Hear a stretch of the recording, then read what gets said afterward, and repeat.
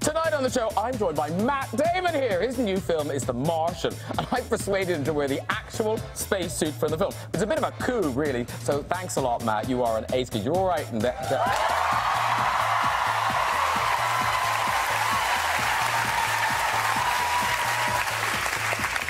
I told you I wasn't going to wear the suit. Fair enough. Yes.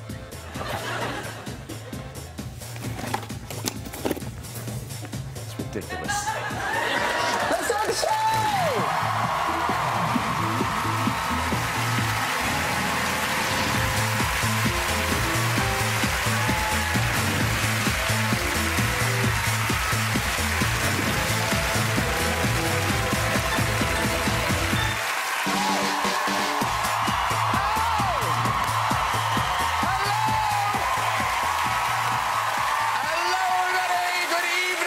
Welcome to the show. Here we are, back again. Lovely to be back. Of course, so much has happened over the summer. You know, lots to talk about.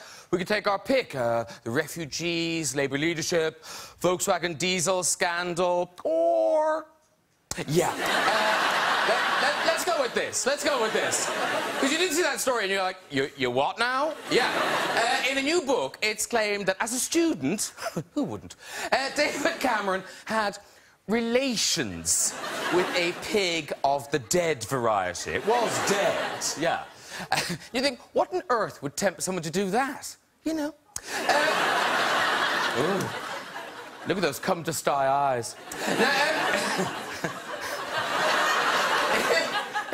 if it did happen, do you think David ever thinks about the moment he did it?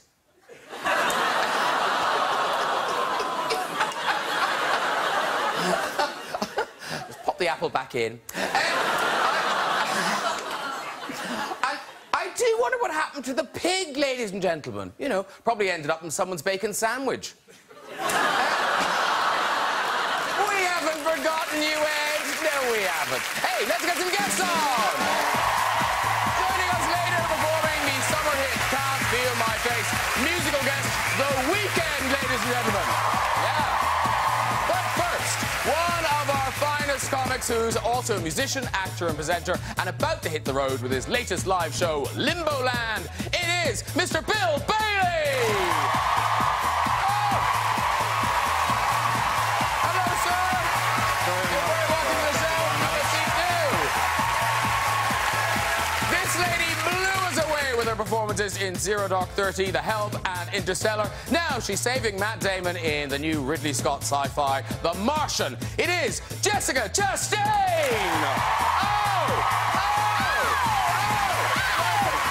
Hello, darling. Lovely to see you. Come in,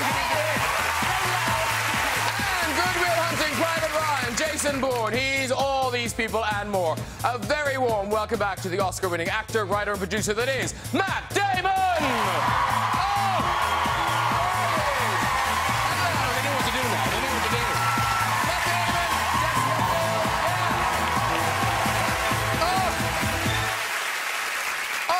Cheers, Jessica. There we go. Cheers. You guys, you've just come from the Martian premiere, your new movie. Yeah. Premiere, sorry. Oh, yeah, the premiere, yeah. How was it? Was it good? Fantastic, yeah. I mean, it was a big turnout. It was in Leicester Square, and it was packed. I used to walk across Leicester Square when I did a play here in 2002. And I lived on the corner of Dean and Shaftesbury, and the theater was the Garrick, which is right on the other side of Leicester Square. So it's always weird for me to go there, and there's like thousands of people screaming, because that was my walk to work every day, and obviously nobody was there. No. So. Now a lot of people there. Because, Jessica, I know you are a fan of the British television. Oh, my goodness. Someone told you. Yes, I was here this spring shooting a movie, The Huntsman, and I stumbled across a show called Embarrassing Bodies. Have you heard of this? I don't know this show. And the episode I saw is all about penises. And they were close-ups of penises that had problems. That had problems? I was absolutely shocked. I couldn't believe these people actually decided to go on the show and showcase their embarrassing penises. Can I show you something I'm really embarrassed about? It is kind of weird. All right. That went viral. Now I'm wondering what some of the... Oh, never mind. Have you watched this show, Bill? Oh, yes. Yes, I have. Yeah, you're right. I mean, it's extraordinary, isn't it? What people think, I'm mortified by this. I better go and reveal myself on television. And that way, somehow, expunge this embarrassment. But it's extraordinary. It's a very British thing, I think. It is. We're very embarrassed about our bodies, but we'd like to tell people about it. I mean, there were things I couldn't even have imagined. Really? Yes. Or like tentacles or tails or things like that. Just like things that didn't even look like part of the human body. Yeah, well, yeah. I'm sure it was embarrassing body. You're so sheltered. Now, I would say, Bill Bailey, yes. you know, apart from being famous, you have a very recognisable face. Yes. Like the two of you, if you ever see Bill Bailey again, you'll go, oh, you're that guy. Oh, that's We met that No, guy. I already saw him on Embarrassing Bodies. But it wasn't his face. Yeah, no. You saw that episode. I think it's going to be turned into a musical. That'd be fun. But when you go on tour, when you go on tour, like you're taking your Neutral Limberland, yeah. do you get people coming up, all that kind of tell us a joke? Yeah. Oh, yes, you do get that sometimes. I mean, and also sometimes it's just mortifyingly, embarrassing because sometimes you really don't feel like telling a joke or being funny, And I was on a plane coming back from America, and I had to get the last seat on the plane. And I got a seat in coach, or economy, as we call it. And normally I wouldn't travel economy. And not because I'm some la-di-da diva, I really don't need business. It's just that if I was to travel in economy, people would be going, oh, look who's here! Darren, look who I'm sitting next to! Can you sign me menu?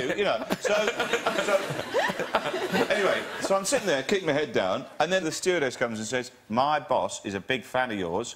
If you make her laugh, she'll upgrade you to business class. Oh, no. And I was like, and I said to her, really, I have absolutely no intention of trying, even attempting to make you laugh. And she laughed her head off. And then it was like, come on, Len, come on, up you come. I had to do the walk of shame up to business class. I was thinking, if I keep doing this, I'll get to first class and then I'll be flying the plane. But now, Matt Damon, I've heard you say in interviews that, in fact, you do walk around kind of unbothered, that people don't recognise you that much, which seems incredible. Yeah, no, living in New York, I'm in L.A. now, but for years in New York, I just put on a baseball hat and walk around, and I'm not, like Ben Affleck, who I grew up with, is 6'3" or 6'4", he just kind of sticks out just no matter what, and I'm, 5'10", nobody looks twice at me. It's an ordinary height. That's just... I don't mean it like that. People, and if people do recognize me, oftentimes I'm with my kids, and they're just really cool about it. I mean, I had one experience here, actually. I was in Greens Park. We were making The Bourne Ultimatum, so this would have been 2006. And my daughter was young. She was just a toddler, and we had her out in the park, and it was just Lucy, my wife, and my daughter, and me, and it was kind of a rainy day, as you have here sometimes. We're lucky. Yeah. And it was just us in the park, and we were playing with our baby, and this young Spanish couple came kind of strolling down hand in hand, and they kind of looked over and saw me and kind of had an exchange, and then pulled out a camera and came over, and I kind of say to my, well, here we go, and I kind of come over, and the guy says to me, please, picture, and I said, no problem, and I went over to his wife, and I put my arm around her, and he looked at me kind of in the international way that a man looks at another man when he's got his arm around his wife. And I realized right away that he wanted me to take a picture of him. They were looking for a photographer. They didn't have any idea who I was. Keep you humble. Keep you humble. Yeah. Well, and it was great. My wife was there to witness the whole thing. So that was the first thing I said. I was like, oh, shit. So we still joke about that one. And now, obviously, everyone's very excited that Matt Damon is here, but in certain parts of the audience and the audience at home, there might be some disappointment.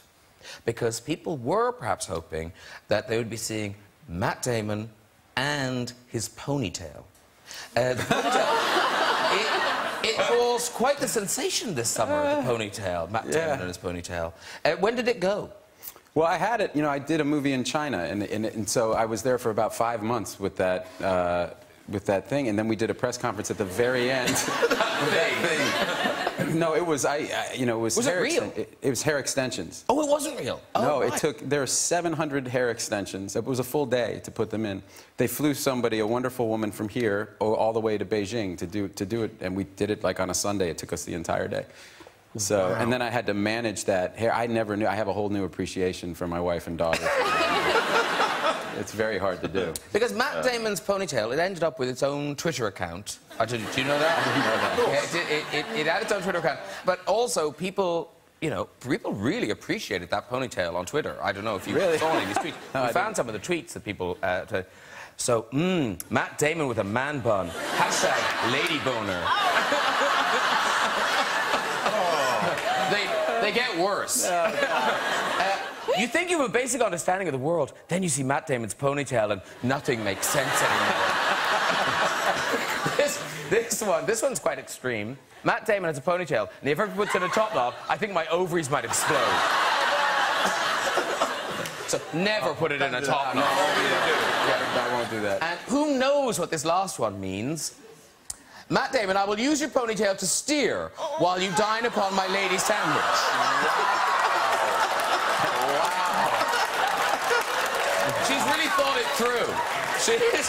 A lady sandwich. That's a charming thing. I just like the use of the word steer. Steer. Left a bit, right a bit. That's it. Then back. You got it now. It was trained sheepdog to steer. Holding steady, holding steady. Docking, docking. You brought it back to science fiction. Well done. Yeah. Because science fiction, we must talk about Matt and Jessica's new film, The Martian. Now, it's a huge, big sci-fi epic from Ridley Scott. It opens next Wednesday, the 30th of September. And you are The Martian. Yes. You are. I am. I play a guy who's... we're all part of a team of astronauts that are doing some research on Mars. It takes place in the very near future.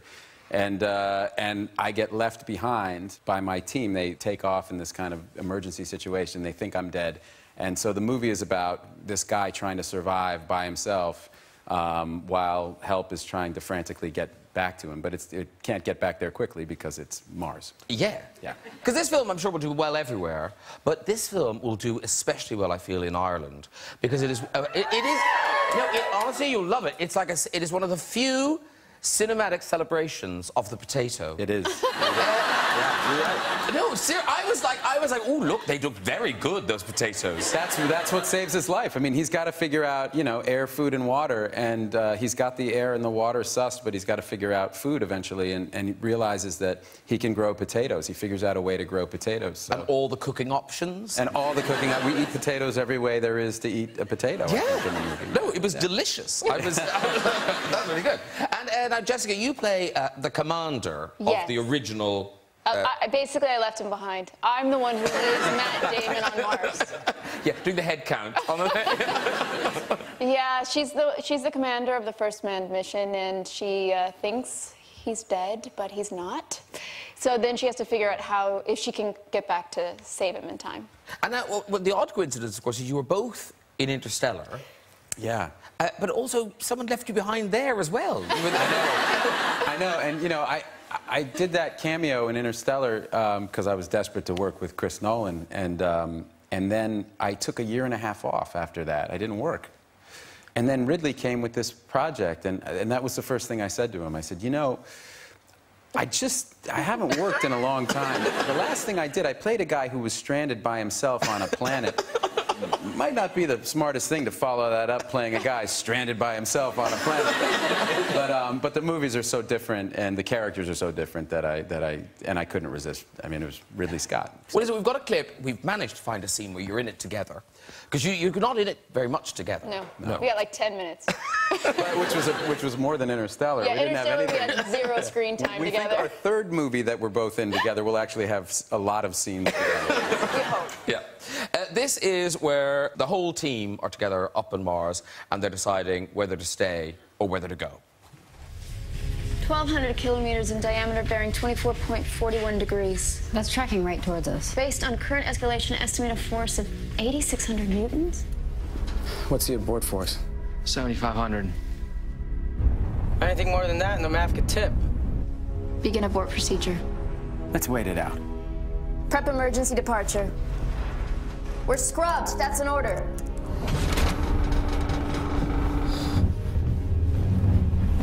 Martinez, how long before takeoff? 12 minutes. Visibility is almost zero. Anyone gets lost, hone into my suit's telemetry. You ready? Ready! Commander, are you okay? I'm okay.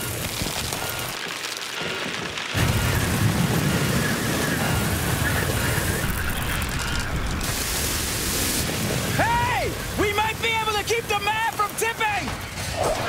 Watch out!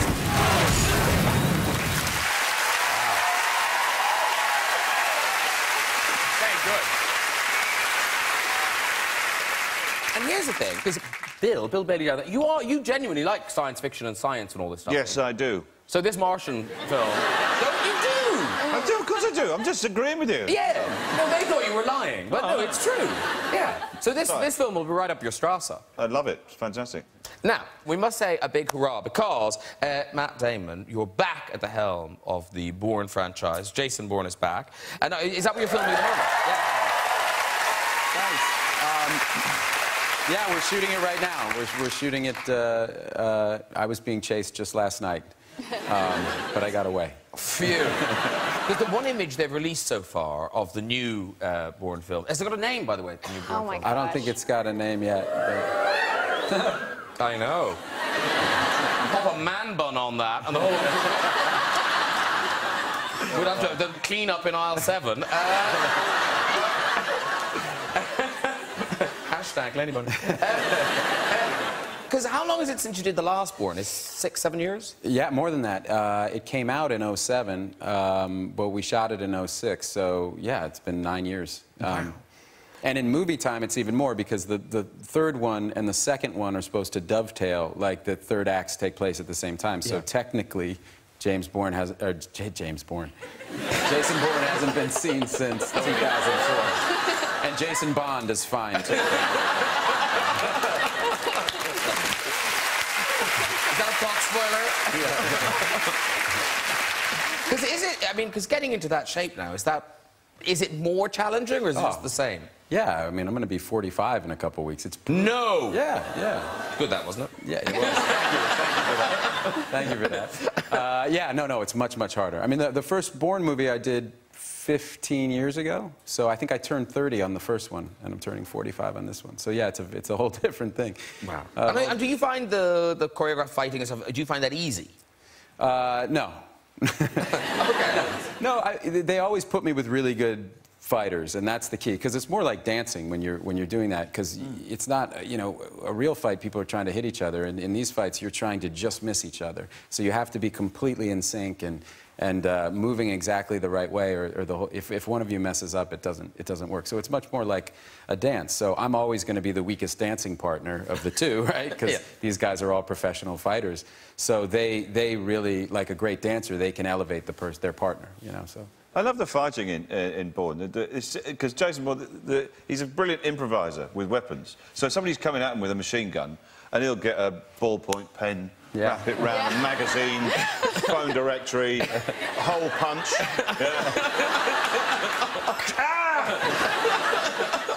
Stapler. Oh, God!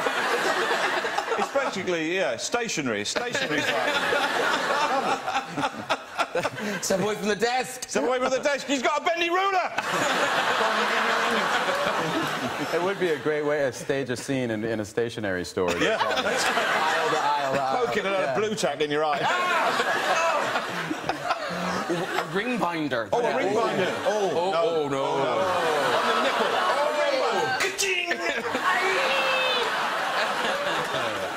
Because Jessica Chastain, now, we don't think of you in terms of action films, but in The Debt, where you played the young Helen Mirren... Yes. What was the martial art you had to get really good at? That was Krav Maga. What is it, Krav? Maga. Where's that from? It's the Israeli Defense Army way of fighting. It's super intense. It's basically how you kill your opponent as quickly as possible. As quickly as you can, yeah. Busy, busy, busy. Yeah. Got people to kill. I had like 4 months training with someone from the Israeli Defense Army. Wow. So did you get properly good at it?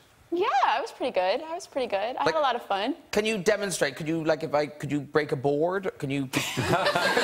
Like Karate Kid, a board? Yeah. Have you got moves to show Yeah, us? like if someone came at me with a knife or something or had a gun, I could disarm them. Okay, so if I've attacked you with a bit of fruit... You might get hurt. No, seriously, would you hurt me? I'll try not to. No, are you a bit bad at it? Like, are you a bit... No, Are you a bit trigger happy? Will you break my arm by accident? I won't break your arm, and I'll go very slow. Oh, no, now... I thought this was an amusing idea, but maybe... no, seriously, will I be okay? I won't hurt you, I promise. Okay, do you really promise? I swear. Pinky swear. Can you trust her? You should totally. I'm wearing high heels, for goodness sake. Okay, Come on. okay. So, am I just coming at you with a... So if you were gonna stab me, would you really hold a knife like that? No, I'd be like, oh, sorry. Oh wait, No, I'm holding it wrong. Yeah, I'll disarm you the minute you start holding it properly. So like that? Well, no, okay, fine, sure. No, how should I hold it? This is fine, so basically... No, wait a minute, no. Come at me. Come at me, perfect. Is that all right? No. Yeah. How do you hold... Like, if you're gonna stab me, you I'd be like... There you go, perfect. Let's do it again. Okay, ready? so I'm coming at you. Yeah, then I go like this. I'm doing it in slow motion so I don't hurt you.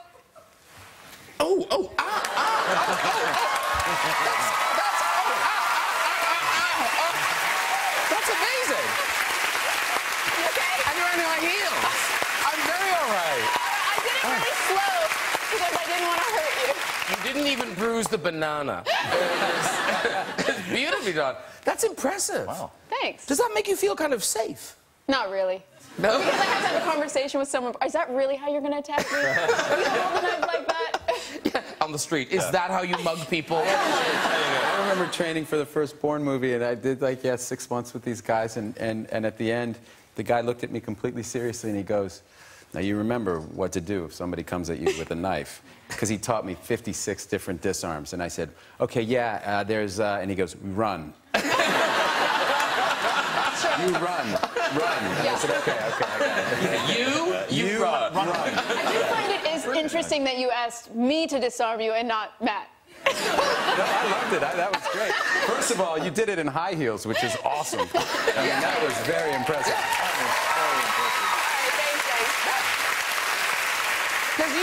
Have you learned any special skills? Yes, I learned the special skill of driving a horse and cart.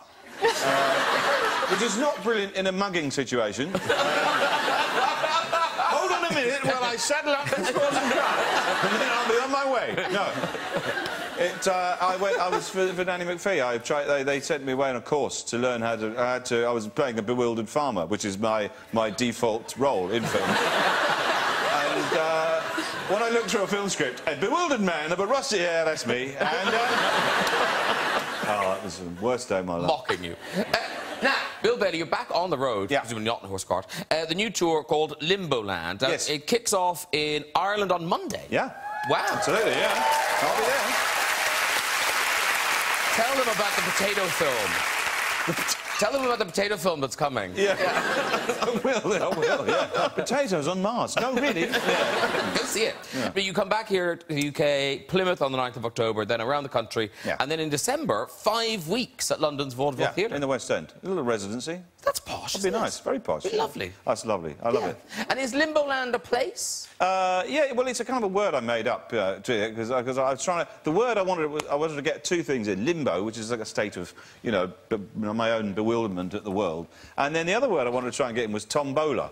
And tombola, it's like a lucky dip. It's like a box you spin around and you pick out and, I'm going to be an astronaut. Oh, I'm going to be a comedian. It's like the random nature of life. So I wanted to put the two together. I wanted to have limbo and tombola. So I wanted to call the show Limbola. Right? But then somebody told me it sounds a bit like Ebola. Yeah. And I thought, yeah, maybe not. It's not a great title for a comedy show. We're going to see Ebola tonight. Oh, really? No. 8 o'clock it starts. That Bill Bailey's changed. He's changed. Yeah. And, is the story in the show, or is the story happening in life, the story involving the goose? Yes. No, that's true. That's what happened. That's a real story. I mean, that was like, you know, and again, it's I do a lot of work with conservation and animals and wildlife conservation, and sometimes, you know, you try to do a good thing and it backfires. You know, it was like the best intentions, and they backfire on you. We were coming back from a dinner, my wife and I, in London, and it was very late at night, like 2, 3 o'clock in the morning. We were driving down the Mall in front of Buckingham Palace, and we saw an animal in distress, clearly in distress, at the side of the road. And it was a goose. There's quite a lot of animals around, a lot of geese around there, and it was sort of flapping on the road, like clearly a bit in distress. So we stopped and got out of the car, and so, you know, my wife was saying, we must save it. You know, we've got to try and save it. And I was a little bit, I was like, you know, 2:30, come on. I mean, there's no one around. You know, maybe just, you know what I mean? Like, I mean, you know, like, really? And I'm not endangered. I can't do that, because it was Valentine's night, and I was thinking, you know, what did you do Valentine's night? Oh, I reversed over a goose. It was a magical night. So my wife, we had a blanket in the back of the car, and I wrapped the goose in the blanket, and we put the goose up and put it in the back of the car, and I was just about to close the boot, and a gun was held to my head. A cocked pistol was held to my head. Stop, what are you doing? And it was a bunch of plainclothes, like the Royal Protection Officers, and they're all kind of skulking around in the bushes, I guess, you know, waiting for some goose-based nonsense to happen, you know, goose malfeasance. And he said, what are you doing? And I went, oh, a goose.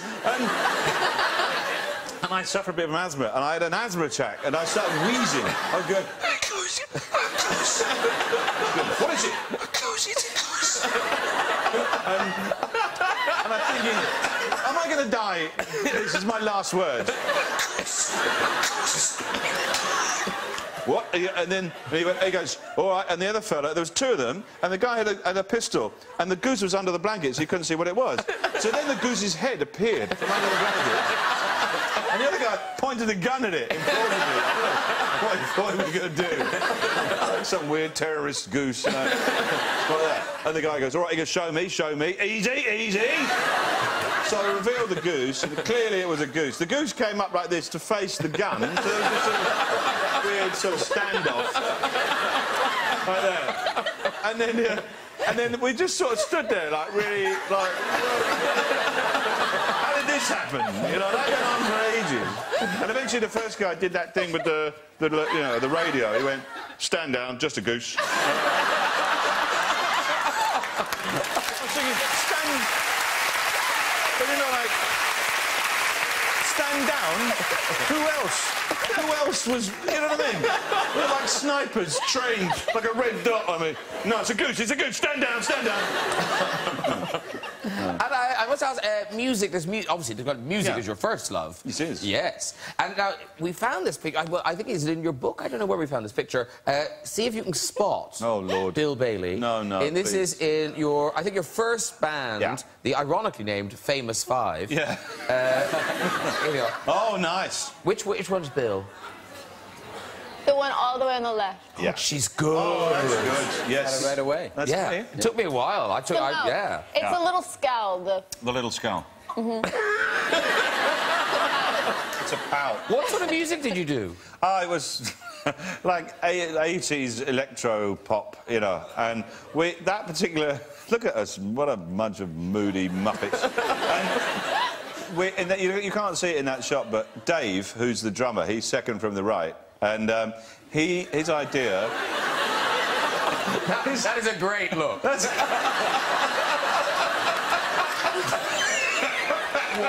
What about it? He's a hairdresser as well, that's even more embarrassing. Wow. He did that. And the idea was, in this photo shoot, we'd all have our little fingers painted black. Like, that was our thing. You know, we'd have one black fingernail, like, yeah, because we got black, yeah, all right? So we're cool. And then it looked like we'd all caught our hand in a door. It just looked like we're the clumsiest band on the planet. So we scratched that idea. stupid. Jessica, you weren't in a band, but you and your friends did sing door to door? Yes, this is so nerdy. You want me to talk about it? Okay, yeah. It's cute. Okay, so Well, unless you were like 25. But you were, how old were you? I was like 10 years old. Oh, see, it's not nerdy. It's cute. It's cute. Slightly dangerous, though, because I was the artistic director of the cul-de-sac theater in my neighborhood. And to raise money, the other kids and I would go door to door and sing a song about cleaning their houses to Ghostbusters, to like the tune of Ghostbusters. But we would call ourselves the Dirt Busters. Like that hoovering. We'd be like, if your maid's on strike, we don't clean, that's a psych. Who are you gonna call? Dirt Busters. And then we'd stand there and just go, na, na, na, na. And we go into these strangers' houses and clean their house. We did a terrible job, but it was probably very dangerous. It was a different time, Jessica, different time. And now, Matt Damon, have you ever been in a musical? Yeah. Is this a musical? No. No, but I'm playing Humpty Dumpty in that thing. But look at the dedication. You were taking it really seriously. Yeah. I was full on. I mean, I was, I don't know, 14 or whatever, but I knew this is what I wanted to do, and I thought it took that kind of determination. So, was that at school? Is this when you... Because you were at school with Ben Affleck. Yes, yeah. And that's when your connection started, was back then. Yeah, yeah. But even at that age, as you say, you both took it very seriously. Yeah, we've talked about how weird it is that, I mean, no one in our families was in the industry. I mean, we lived in Boston or Cambridge, Massachusetts, not a town that had, you know, I mean, it was very odd that we both wanted to do this, and we lived just 2 short blocks away from each other, and each had this kind of singular, kind of individual passion for this thing, and so when we met, it kind of reinforced, you know, everything for both of us, and that was kind of how our friendship started. And this is when you would have the lunches, these acting lunches. Business lunches, yeah, we called them business lunches. And you were like 14. Yes, I was 16 and he was 14, and we would, there were 2 cafeterias. We went to a very big high school, there were 3,000 kids. And there was the main cafeteria, and then what they called the media cafeteria, which was a small cafeteria, and we would meet at the media cafeteria for a business lunch. And it would be like, hey man, business lunch today? Yeah, I'll see you there at 12:30. And then we get there, and we get our cheeseburgers, and we'd sit down, and we wouldn't have anything to talk about. We didn't have anything. So, what's going on? You know, but it was during that time that we would go to New York together and audition for, you know, we got an agent, and we started traveling to New York, and then eventually, mercifully not right away, but after a few years, started getting some work. And yourself and Ben Affleck, the night of the winning the Oscars and everything, because I think we just saw a picture, there you are. How old are you there? I'm 27 and Ben's 25. Well, you look even younger. Yeah. Yeah. Yeah, but, you know, funnily enough, we'd been in the business for a while then. I mean, I got in the union when I was 16, so, I mean, that's 11 years after getting in the union. But that still must be such a kind of mind thing. Yeah, I mean, it took a really long time to just process everything. I mean, things happened so fast, you know, even though we'd been hanging around Hollywood for a long time, and that movie, Good Will Hunting, you know, was 5 years in the making, so it happened kind of in slow motion for us. We were anxious to get it going. Things weren't moving fast enough. But once all of that happened kind of overnight. That night must have sent you into a tailspin. Did you go crazy that actual night? Did you go nuts? Actually, I remember very clearly going back with my girlfriend at the time, and we went to her house, and she went to sleep, and seriously, I couldn't, well... I had a ponytail back then.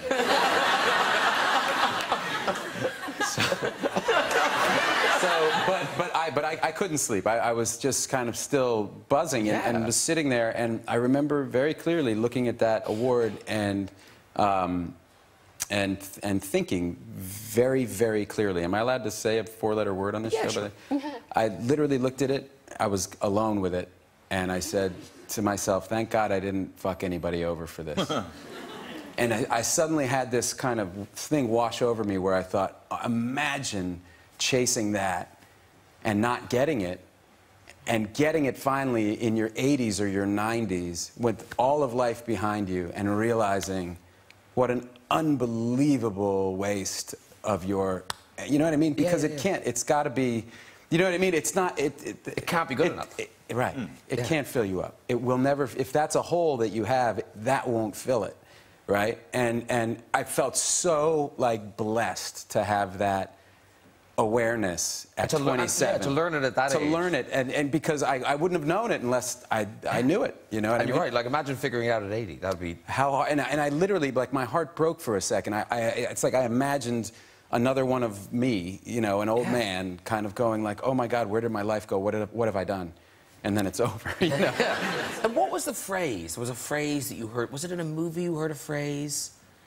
There goes... Oh, yeah. I said it to my mother. This is funny. I said, in the movie The Natural, Robert Redford, and it's based on something the baseball player Ted Williams once said. But so his character, Roy Hobbs, in The Natural says, all I want is to walk down the street, you know, and when I walk down the street for people to say, there goes Roy Hobbs, the best that ever was. And my mother, and I loved that movie, and I loved Robert Redford, and my mother asked me one day, well, what is it that you want, Matthew? What do you... And I said, look, all I want is to walk down the street someday and have people say, there goes Matt Damon, the best that ever was. She goes, that is the most disgusting, self-involved thing I've ever heard come out of your mouth.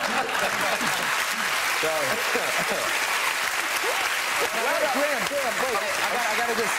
So, wait. We have something for you. NASA is sending up the InSight to Mars, and your name, this is a boarding pass, your name is going to go up to Mars on this mission in a chip, along with the names of some lucky people who've been included. So this is your boarding pass to prove that your name is going to Mars. Oh, wow. So that's from NASA. Is that real? That's real. That's absolutely real. Wow. Yes. Look at that, Graham. Yeah. We had one for Bill, but he didn't really want to go. You can have mine. I've heard, all I'm thinking is air miles. Yeah. I will never pay for another flight again. If you make me laugh, I'll send you up the front with the rocket. Very good. Thank you so much. That's amazing. Thank you very, very much. Okay, it's music time now. He has gone from internet sensation to global superstar. Here to perform the song of the summer, Can't Feel My Face, from the album Beauty Behind the Madness. Please welcome The Weeknd!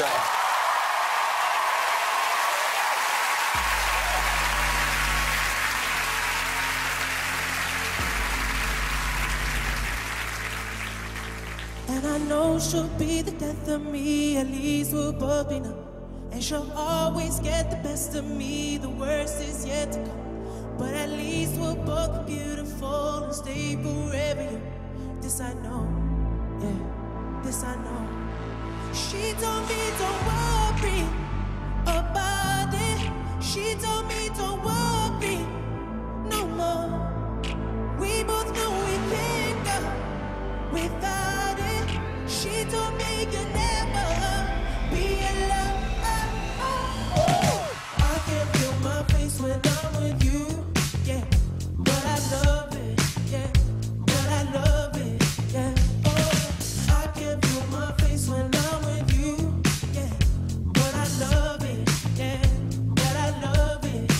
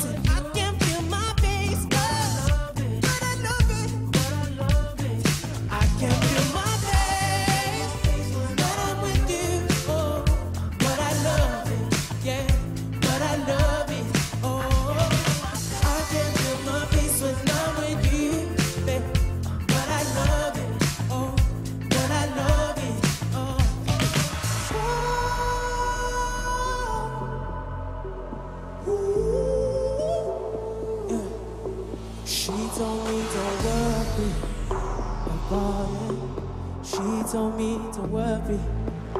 No. We both know we can't go without it.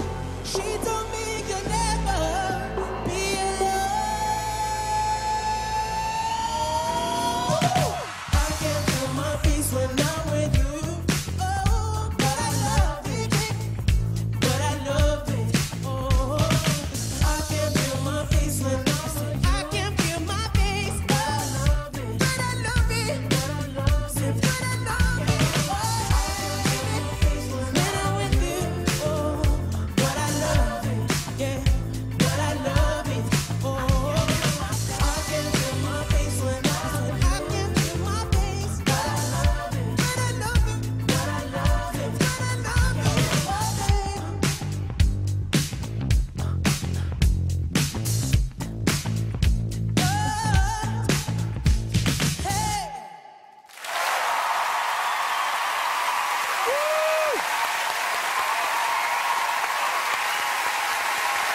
The Weeknd, everybody!